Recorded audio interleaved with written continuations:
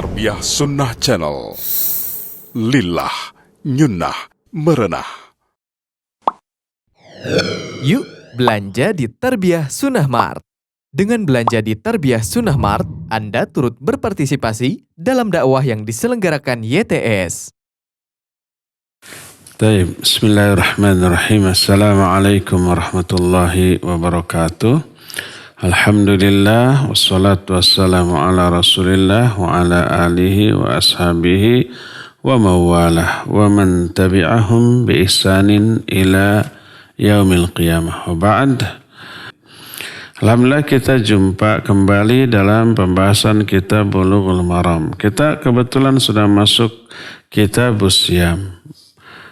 Kitab tentang saum dalam kitab Bulughul Maram, dan sudah satu hadis yang kita jelaskan, yaitu tidak bolehnya melakukan saum sunat sebelum Ramadan sehari atau 2 hari sebelumnya, kecuali bagi yang terbiasa di saum di hari itu silakan saum. Itu sudah kita terangkan. Berkata Al-Imam Ibnu Qudamah Al-Maqdisi rahimahullah dalam kitab Al-Mughni, Furida siyam ala thalathati awjuh. Saum itu difardukan atau diwajibkan secara bertahap mencapai 3 tahap. Tahap pertama, awwalu ma furida saumu Asyura. Marhala atau tahapan pertama, saum pertama kali diwajibkan hanya saum Asyura saja. Asyura itu tanggal 10 di bulan Muharram. Disebut hari Asyura. Boleh dari tanggal 9-nya, disebutnya Tasu'a. Tapi dulu yang wajib adalah Asyura tanggal 10-nya, sebelum diwajibkannya saum Ramadan. Ini tahap yang pertama. Tahap kedua, thumma furida saumu Ramadan ala takhir. Lalu diwajibkan saum Ramadan tapi berupa pilihan. Pilihannya saum Ramadan, atau kalau nggak mau saum silakan bayar fidyah untuk semua orang. Ayat yang menyatakan wa 'alal ladzina yutiqunahu fidyatu ta'amu miskin. Bagi orang-orang yang merasa berat melakukan saum, silakan bayar fidyah dengan cara memberi makan fakir miskin. Dan semua orang awalnya tentu saja merasa berat. Jadi boleh milih saum atau fidyah. Tapi lebih disukai saum. Karena Allah Azza wa Jalla di akhir ayat tersebut, surah Al-Baqarah ayat 184 menyatakan, wa antasumu khairul lakum in kuntum ta'lamun. Kalau kalian saum itu lebih baik bagi kalian, kalau kalian tahu. Nah, kemudian setelah itu baru thumma furidha saum Ramadan ala ta'yin. Tahap terakhir sampai sekarang berlaku, diwajibkan saum Ramadan secara muayyan. Fardu ain. Artinya mau tidak mau harus saum. Adapun marhalah pertama atau tahapan pertama, faqad dalla 'alaiha amrun Nabi sallallahu alaihi wasallam ashabahu ayyasumu Asyura. Tahapan pertama sebelum saum Ramadan, Nabi memerintahkan sahabat-sahabatnya untuk saum pada hari Asyura. Cuma satu kali dalam setahun, yaitu 10 Muharram saja. Saat itu belum ada Ramadan. Kemudian tahapan kedua, lahirlah surah Al-Baqarah 183 sampai 184. Kutiba alaikumus siyam kama kutiba alal ladzina min qablikum la'allakum tattaqun. Tapi di ayat 184-nya dinyatakan wa alal ladzina yutiqunahu fidyatun ta'amu miskin. Bagi orang yang berat, merasakan saumnya berat, maka boleh nggak saum tapi diganti dengan bayar fidyah dengan memberi makan fakir miskin. Nah, setelah itu barulah turun ayat 185, faman syahida minkum asyahra falyasum. Siapa orang yang menyaksikan datangnya bulan Ramadan, hendaklah dia saum. Falyasum, ada huruf lam amr di dalam kalimat ini yang menunjukkan wajib. Sejak saat itu saum Ramadan menjadi fardu ain, tidak lagi pilihan. Kecuali bagi orang yang memang tidak mampu, seperti orang tua karena tuanya tidak bisa saum dan tentu saja tidak bisa diqadha, nanti lebih tua ya, lebih lemah. Atau orang yang punya penyakit kronis yang tidak mungkin kata dokter bisa sembuh, atau orang yang punya penyakit yang tidak boleh saum seperti mah yang kronis. Setiap jam harus diisi. Kalau enggak diisi perih, nyelekit, bisa tambah parah. Nyawanya juga bisa terancam. Nah itu baru masih berlaku fidyah bagi yang seperti itu ya. Adapun hikmah kenapa bertahap sampai 3 tahap. Pertama Asyura hanya setahun sekali.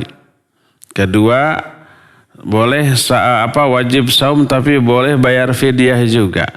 Tapi saum lebih disukai. Yang ketiga wajib saum, tidak ada pilihan. Kecuali yang ada uzur. Hikmahnya adalah anna sauma fihi nau'um minal masyaqqah ala nufus. Fa darajat tashri' syai'an fa syai'an. Lianna kulla syai'in yashuqqu ala nufus.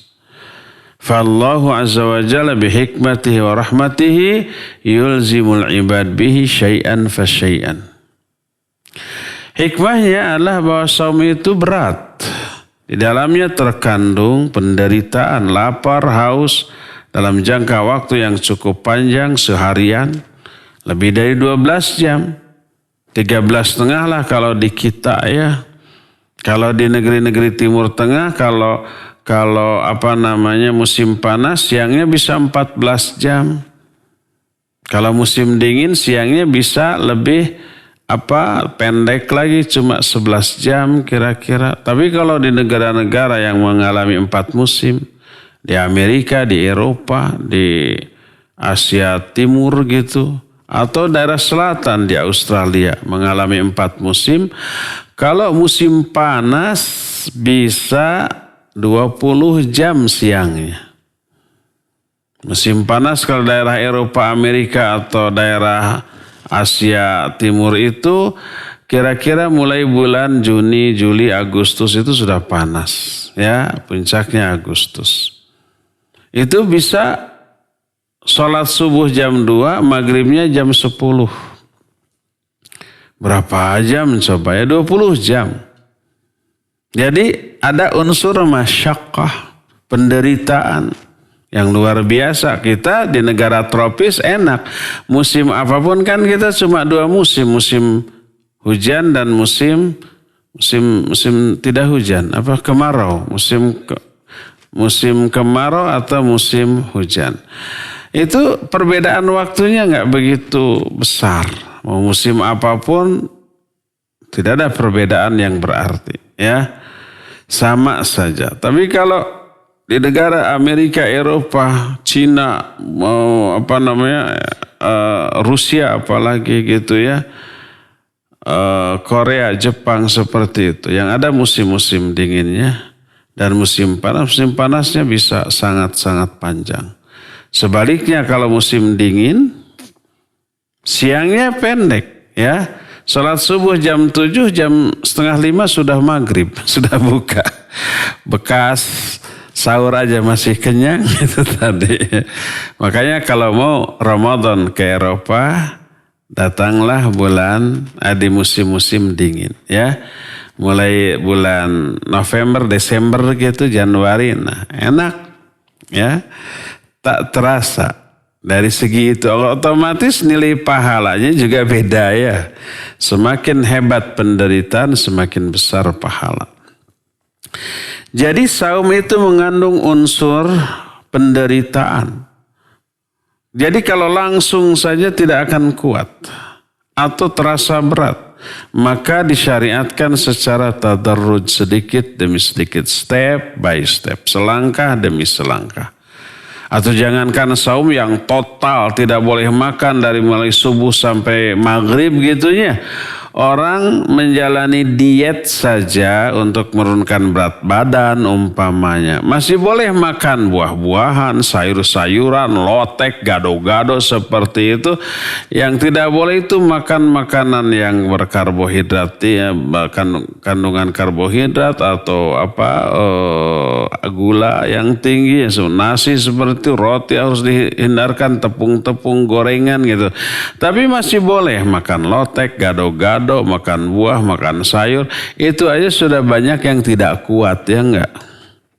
Banyak yang gagal tuh dietnya.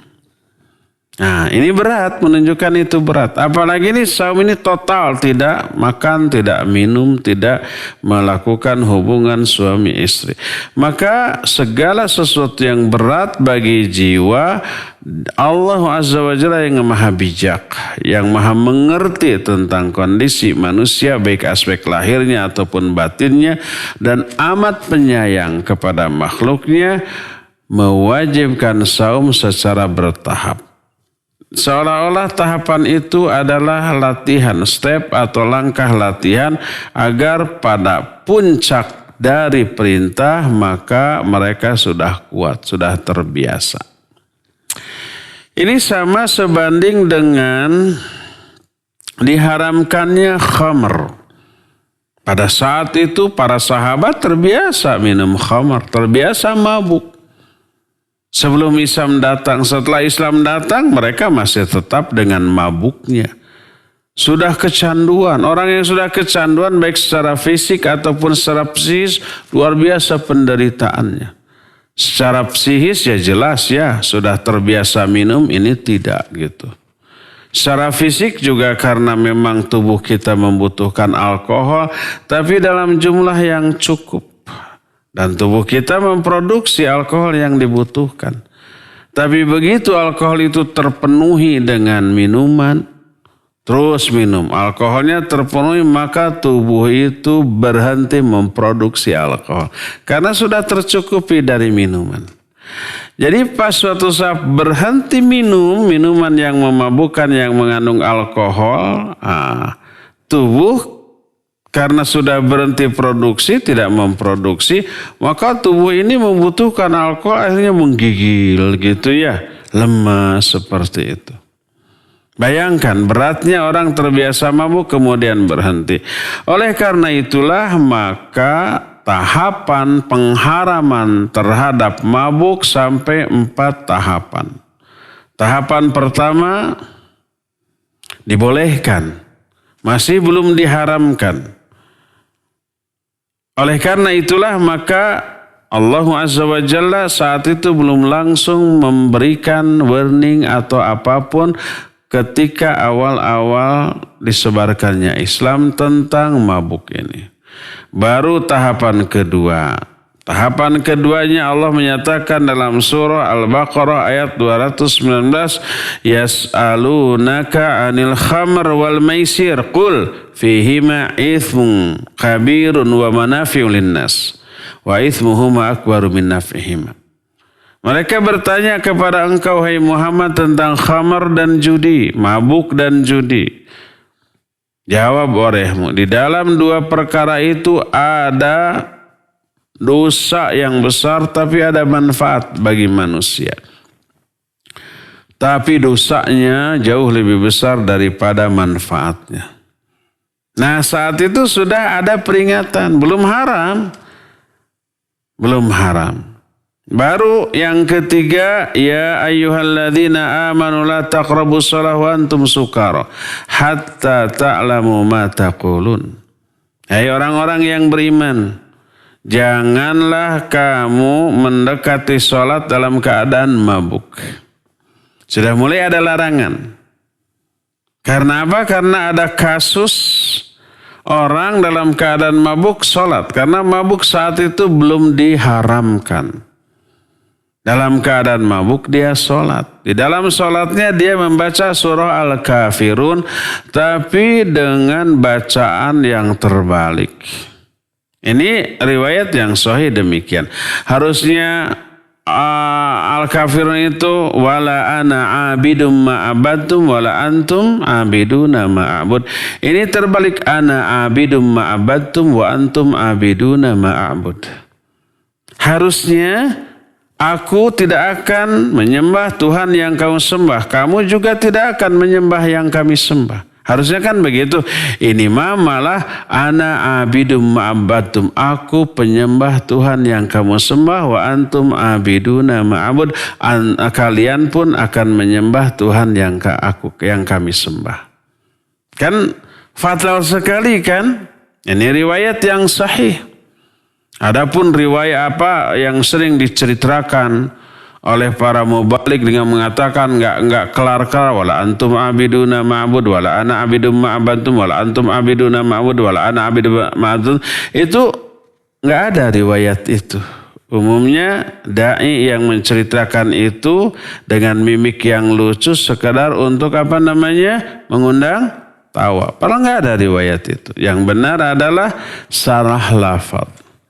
Ana abidum ma'abadtum, aku penyembah Tuhan yang kau sembah, wa antum abiduna ma'u, dan kalian menyembah Tuhan yang kami sembah. Ini kan fatal.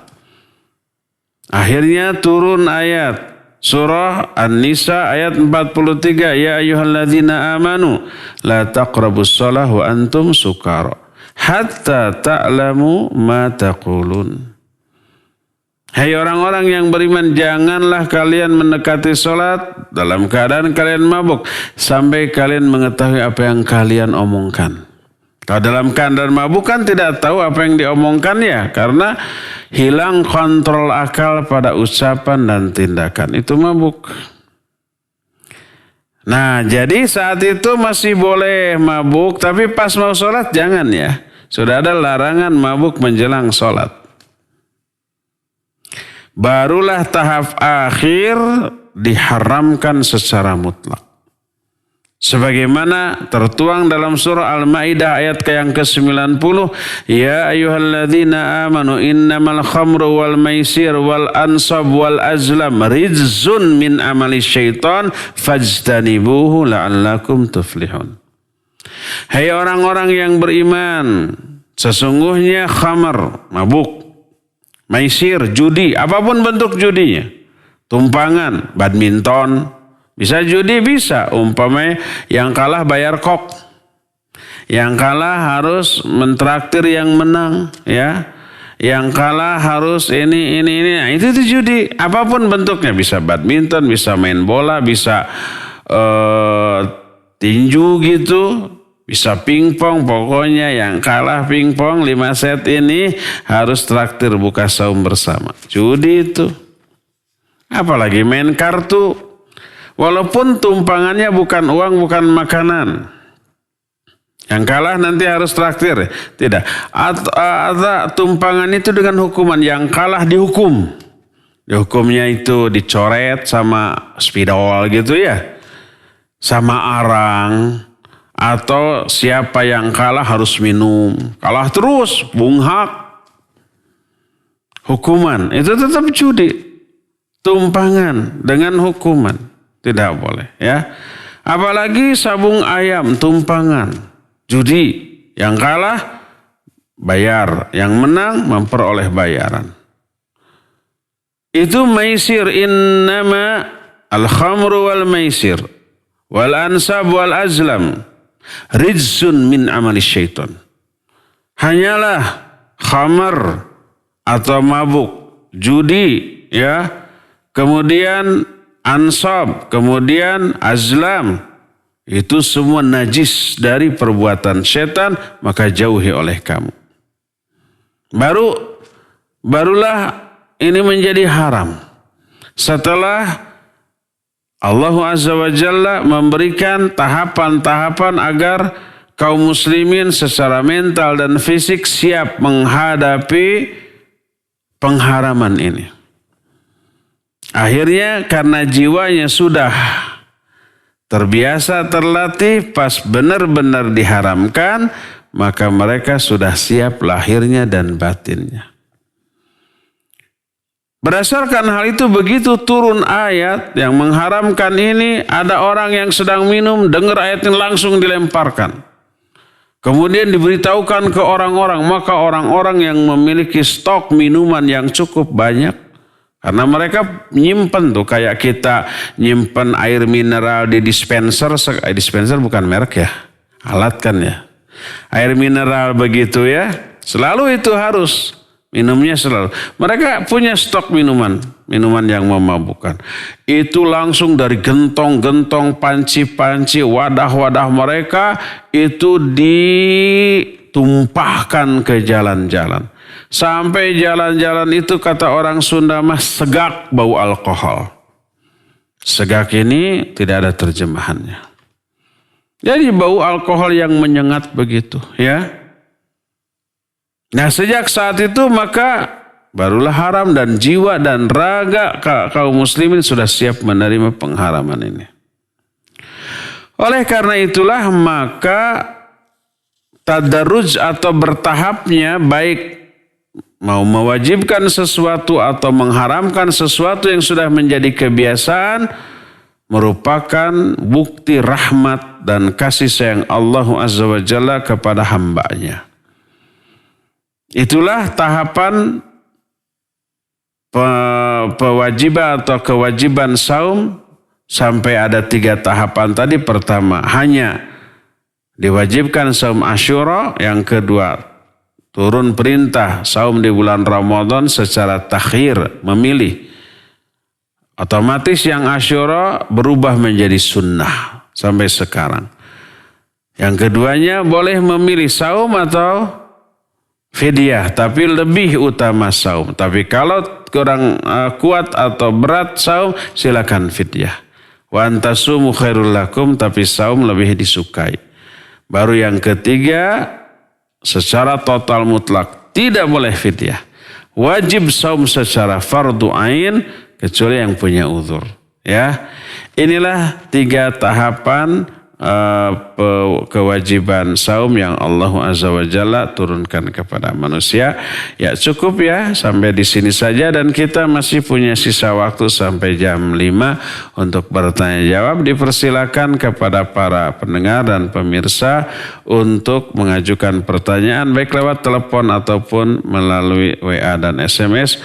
Wassallallahu ala nabiyina Muhammadin wa ala alihi wa ashabihi wasallam. Silakan. Baik, syukran Ustaz atas materi yang disampaikan. Kami mengundang kepada para pendengar dan pemirsa yang menyimak kajian online di sore hari ini. Silakan yang akan bertanya bisa melalui line telepon di nomor 0228662637 atau bisa melalui pesan singkat ke nomor 081122711476.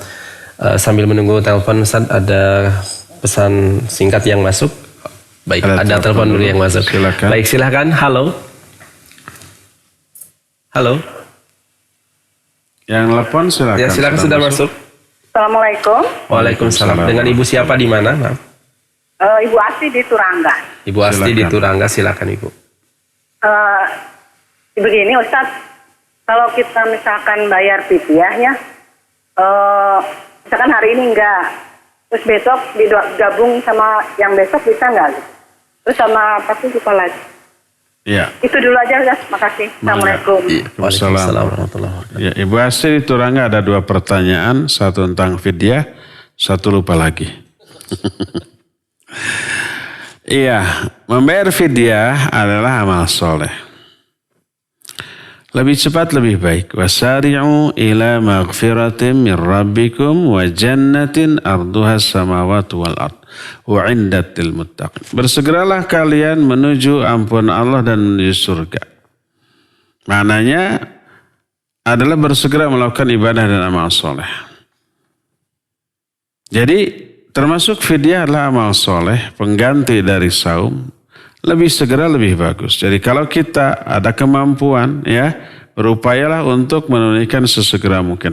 Hari ini tidak saum, hari ini bayar fidyah.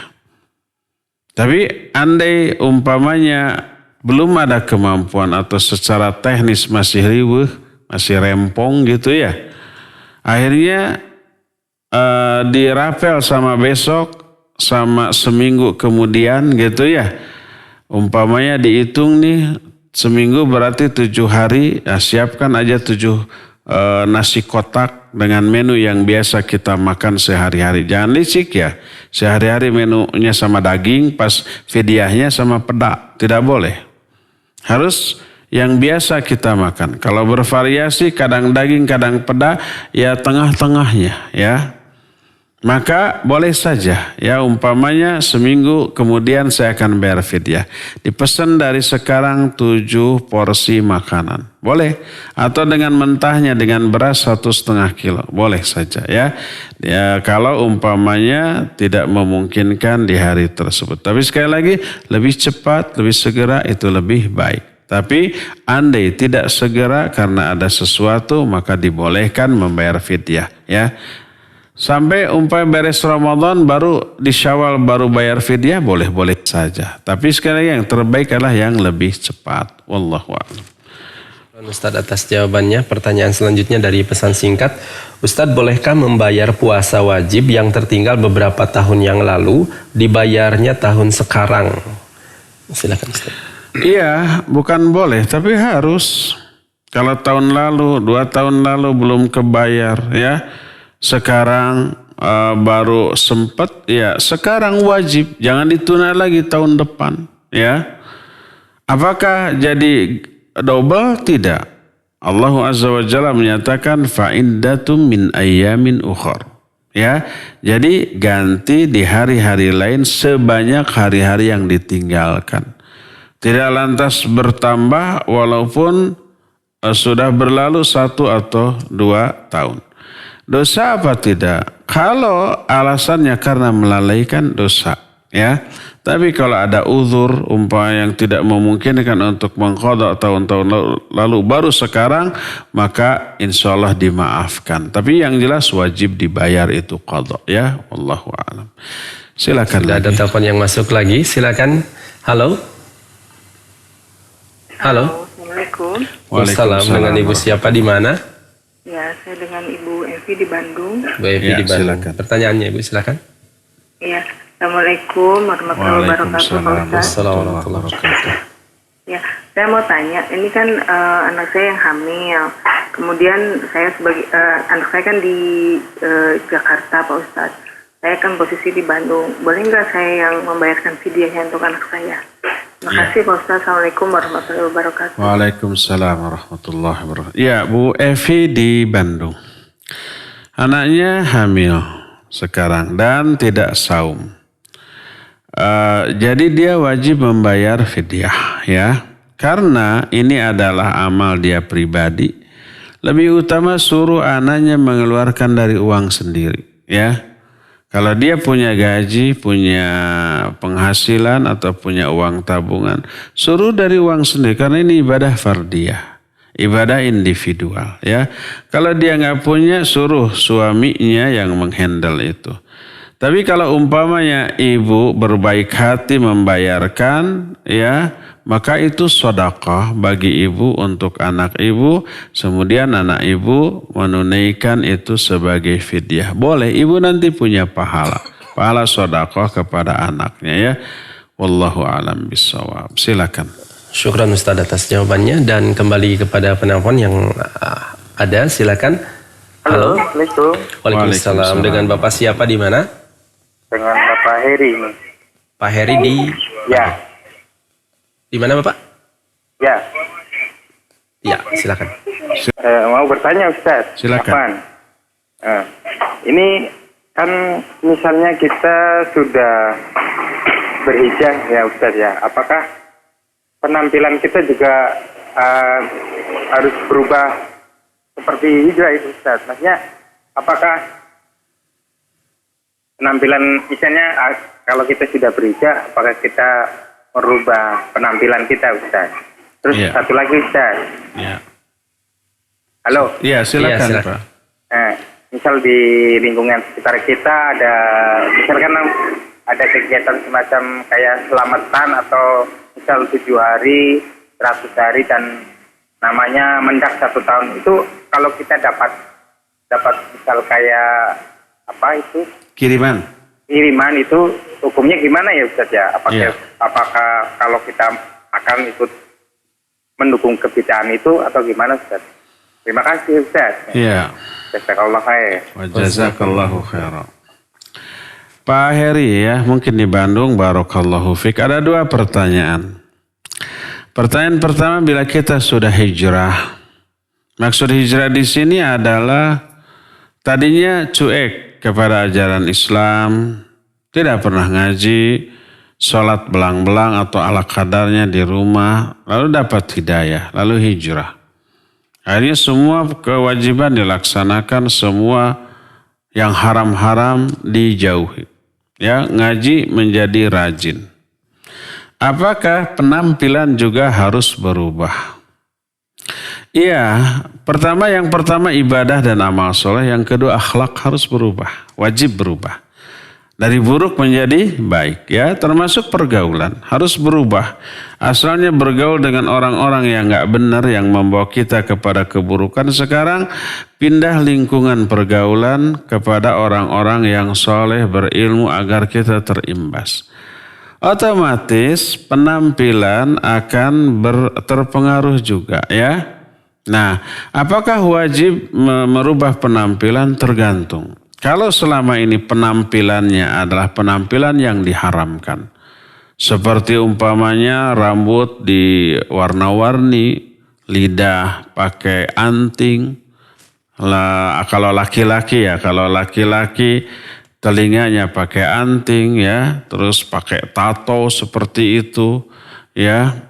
Sesuatu yang penampilannya secara fisik diharamkan secara syar'i harus dirubah, wajib, ya. Copot itu antingnya, ya, rambutnya biasa lagi, normal seperti umumnya orang, ya. Kalau tato ya nggak bisa dihilangkan. Kalau bisa dihilangkan tanpa menyakiti, hilangkan. Kalau menghilangkannya harus dengan dioperasi, menyakiti, biaya gede, kemudian madarat, maka tidak perlu untuk dihilangkan, sudah. Biarkan adanya, sholat dengan memakai tato yang sudah terlanjur nggak apa-apa, nggak masalah, lanjutkan saja. Sholatnya sah insya Allah, ya. Dan dosa tatonya sudah terhapus bila sudah tobat dari hal itu dengan memenuhi syarat-syarat diterimanya tobat, ya. Adapun kalau penampilan sebelum hijrah adalah sesuatu yang tidak diharamkan secara syar'i, ya tidak perlu berubah. Seperti yang biasa pakai kemeja, pakai kaos, ya nggak apa-apa. Nah, tapi kalau umpamanya setelah hijrah ingin nampak islami, syiar, ya berubah menjadi pakai pakaian koko, pakai kopiah haji. Pakai kopiah haji tidak wajib, sunnah pun tidak, ya, tidak ada sunnahnya memakai kopiah. Tapi ini syiar, disebut min simatis sholihin. Di antara tanda-tanda ahli ibadah orang yang soleh itu memakai kopiah, ya. Tapi sekali lagi ini tidak ada sunnahnya dari syariat, ya. Hanya termasuk apa? Termasuk ciri khas orang-orang soleh ahli ibadah, dan ada unsur syiarnya. Ada unsur syiarnya, ya. Kemudian berubah pakai pakaian koko. Pakai pakaian koko juga nggak ada sunnahnya. Tapi itu dianggap sebagai identitas seorang muslim, ya. Nah, termasuk penampilan pakai celana yang kalau selama belum hijrah umpamanya ngagobernya puan jalan, isbal, melebihi kedua mata kaki. Sekarang setelah hijrah tahu bahwa itu tidak boleh. Ulama ikhtilafnya itu ada antara dua, ya. Haramnya isbal tanpa uzur, ya. Yang kedua memakruhkan. Haram dan makruh, bukan mubah, ya. Haram dengan makruh. Tapi mayoritas ulama mengharamkannya. 1-2 ada yang memakruhkan. Akhirnya kita setelah hijrah penampilan dari aspek memakai celana berubah. Untuk akhwat sebelum hijrah dia mengumbar aurat. Setelah hijrah ya wajib penampilannya dirubah. Yang artinya mengumbar aurat menjadi menutup aurat. Sebelum hijrah pakai jilbab tapi jilbab gaul. Masih menampakkan bentuk tubuhnya. Setelah hijrah kemudian memakai yang longgar. Ya yang seperti itu wajib berubah, ya. Jadi apakah penampilan harus berubah? Tergantung. Kalau penampilan sebelum hijrah itu sesuatu yang memang diharamkan secara syar'i, harus dirubah. Tapi kalau penampilan sebelum hijrah itu adalah sesuatu yang tidak diharamkan secara syar'i, boleh tidak merubah hal tersebut karena hukum asalnya mubah, boleh tidak berubah ya. Ini yang pertama. Kedua apa? Kalau ada acara-acara yang secara syar'i menyimpang, apapun bentuknya, tidak hanya 1-2 jenis ya. Apapun bentuknya secara syar'i ini tidak boleh alias menyimpang. Baik acara itu acara ritual yang dianggap agama oleh kaum muslimin, atau yang hanya dianggap adat budaya seperti ulang tahun, atau yang diadopsi atau perayaan agama orang lain seperti Natalan, Gongsi Facai dan seperti itu kan perayaan agama lain ya. Nah, kemudian ada makanannya, ada minumannya, kadang ada uangnya di sana. Apa halal apa haram ya? Hukum asal semua makanan halal, hukum asal. Selama makanan itu adalah makanan yang halal secara dzati. Seperti kue-kue, sayur-sayur, buah-buahan, daging ayam, daging kambing yang disembelih dengan menyebut nama Allah. Bukan yang haram secara dzat seperti daging babi, seperti darah, seperti bangkai, bukan itu ya. Jadi makanannya halal, maka hukum asal halal sampai ada dalil yang mengharamkannya. Contoh yang mengharamkan itu umpamanya hasil nyuri, hasil sesuatu yang diharamkan seperti judi haram, hasil judi haram. Mencuri haram, hasil mencuri haram. Berzina haram, hasil berzina haram. Apalagi nipu haram, hasil nipu haram bagi pelakunya. Innallaha idza harrama syai'an harrama tsamana. Sungguhnya Allah kalau mengharamkan suatu perbuatan, haram juga keuntungan yang lahir dari perbuatan seperti itu ya. Merentan-rentankan uang haram, maka hasilnya ribanya, rentennya juga haram. Nah, maka tidak boleh ya. Selama itu tidak melalui sesuatu yang haram dalam bermuamalah dari segi ekonomi, maka tetap halal. Nah, sekarang ya ada makanan minuman dari acara-acara yang menyimpang. Ini bukan muamalah ekonomi, bukan jual beli dan seterusnya ya. Tidak ada dalil yang mengharamkannya, maka tetap dalam hukum asal halal. Bahkan dalil yang ada menunjukkan kehalalan dari makanan yang berasal dari acara terlarang, bahkan acara syirik sekalipun. Syekh bin Baz rahimahullahu ta'ala dalam kitab Ta'liq terhadap kitab Tauhid menukil sebuah riwayat tentang hal itu ya, bahwa dulu Nabi SAW itu suka mengambil makanan dan uang yang dijadikan sesajian oleh orang-orang musyrik ketika di Mekah. Jadi mereka ngasih sesajian, nyuguh gitu ya. Apa isi sesajiannya? Ada makanan, baik mentah ataupun matang, kue atau uang. Oleh Nabi SAW diambil. Kemudian dibagikan ke sahabat untuk dimakan oleh fuqara dan masakin. Dikasihkan uangnya kepada sahabat yang memiliki hutang agar dilunasi hutangnya. Nah, apa yang dilakukan oleh Nabi SAW menunjukkan kehalalan dan kebolehan hal itu. Dan tidak ada dalil yang memansukhnya setelah itu. Dan ini menunjukkan bahwa makanan yang bersumber dari acara-acara yang diharamkan secara syar'i, maka tetap makanan nama halal. Oleh karena itu kalau umpamanya ada orang mengadakan acara itu terus kita dikirim makanannya halal, boleh dimakan. Kecuali ada kekecualian bila nih kita ini tokoh panutan ya. Apa yang kita lakukan menjadi rujukan bagi semua orang. Terus kita terima jadi salah paham. Oh, Ustadz Anu menerima itu dan memakan, berarti acara itu boleh. Akhirnya salah paham dia. Ya, mereka salah paham. Akhirnya mereka berbondong-bondong datang ke tempat acara itu, mengadakan acara itu. Nah, itu berbahaya. Maka bila kita menjadi orang seperti itu, sebaiknya ditolak. Bukan karena haramnya makanan itu, tapi karena untuk menghindarkan adanya madarat yang timbul. Kecuali kalau kita bukan siapa-siapa. Mau gini mau gitu orang cuek ya, tidak mencela, tidak memuji, tidak menjadikan kita sebagai rujukan. Ya udah terima aja dan makan nggak masalah ya. Wallahu a'lam. Silakan lagi. Baik, syukran Ustaz atas jawabannya dan kita kembali ke penanya pesan singkat.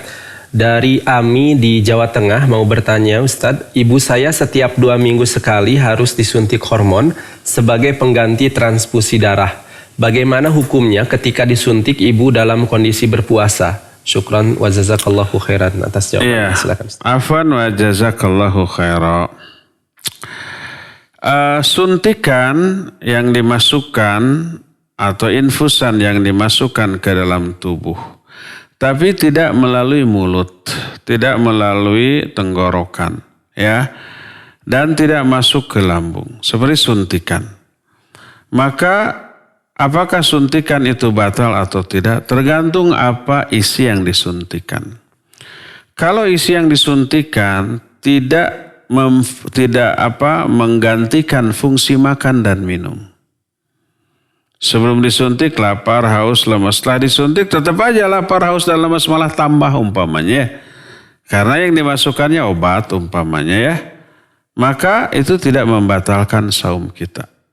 Karena tidak masuk ke dalam definisi makan dan tidak menggantikan fungsi makan.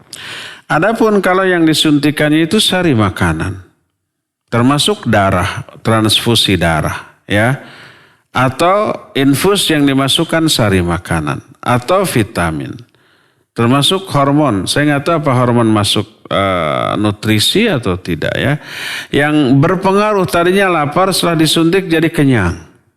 Tadinya haus, setelah disuntik tidak haus lagi ya.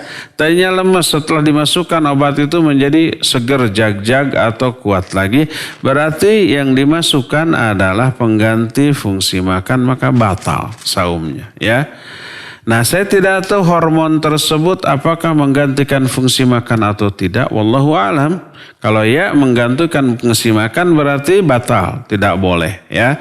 Sama dengan transfusi darah, sebab darah adalah makanan atau vitamin atau suplemen yang menyebabkan kita menjadi kuat dan hilang lapar, maka batallah saum kita ya.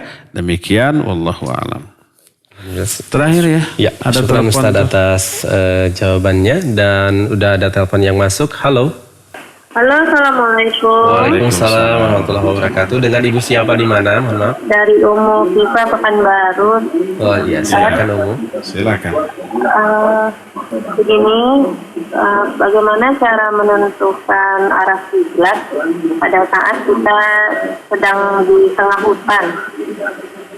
Iya. Baik. Itu saja pertanyaannya Ibu? Ya. Baik. Syukran Ustaz.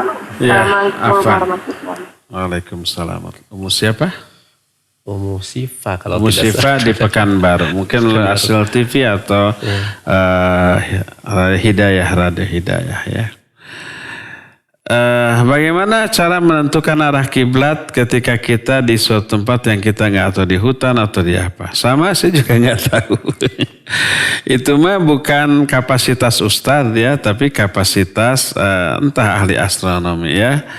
Nah, pertama bisa melalui kalau bisa melihat ya matahari. Matahari terbit dari timur kemudian tenggelam di barat ya, lihat.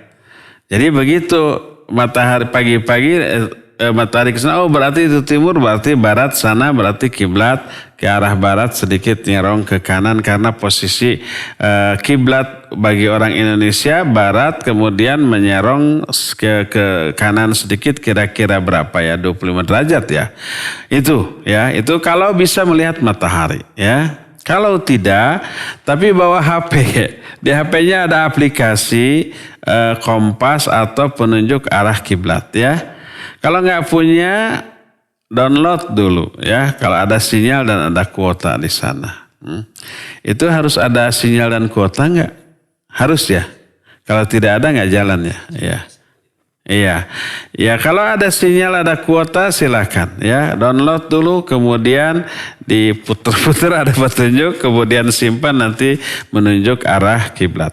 Kalau semuanya itu tidak ada ya, semua tidak ada, matahari tidak kelihatan karena rimbunnya hutan ya. Kemudian sinyal tidak ada, GPS tidak ada, kompas tidak ada, HP tidak ada. Terus datang waktu sholat. Silakan kira-kira saja arah kiblat menurut dugaan terkuat kita. Dugaan terkuat. Oh sana, kemudian menghadaplah sana. Sesuai dengan dugaan kuat kita. Kalau ternyata keliru dan salah dan kita mengetahuinya seusai sholat, maka sholatnya sah dan tidak perlu diulang. Dan ini pernah teralami oleh Nabi SAW dan para sahabat. Ya. Jadi mereka itu suatu saat safar, kemudian waktu sholat subuh cuaca sangat gelap. Karena saat itu awan mendung, ya.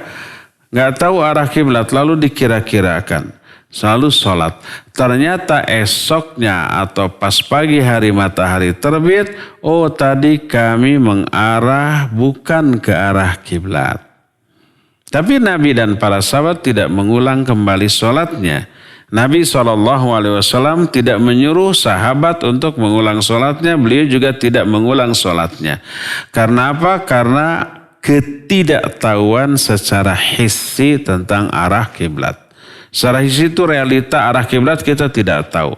Lalu menetapkan dugaan terkuat, oh sana, akhirnya menghadap sana, ternyata salah, maka tidak apa-apa, tidak harus diulang. Kecuali kalau di awal sholat kita salah arah kiblat, kemudian di tengah-tengah ada yang memberitahu, oh salah harusnya ke sini, maka wajib kita membalikan arah atau mengubah arah kita ke tempat yang dituju, ke arah yang dituju arah kiblat. Dan kalau kita umpamanya kita di rumah ya, ada tamu ikut sholat, kita siapkan sejadahnya, kita asumsikan dia tahu, begitu dia sholat kita sudah sholat nih ya, dia sholat kita lihat dia kok menghadap ke arah utara gitu, kita tahu jangan dibiarkan, balikan cek badannya ya. Balikan badannya mengharap ke arah kiblat ya. Kita pernah di Al-Furqan. Ya Al-Furqan Jalan Jurang. Posisi ustadznya itu kan di arah utara ya. Di arah utara ya. Jadi tidak di arah kiblat. Mungkin ada ikhwan baru, kita sudah mulai masuk kajian. Ada ikhwan baru masuk, mau sholat tahiyatul masjid menghadap ke saya. Padahal saya ada di arah utara. Kiblatnya ke arah kiri mestinya ya.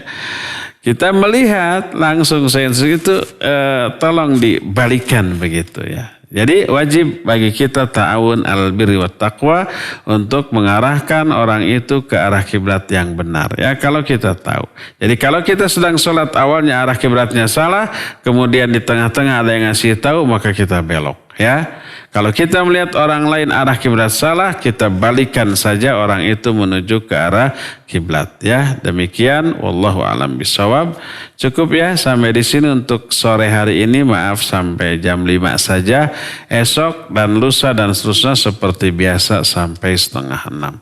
Subhanakallahum bihamdik asyhadu an la ilaha illa anta astaghfiruka wa atubu ilaik. Walhamdulillahirabbil alamin. Wassalamualaikum warahmatullahi wabarakatuh.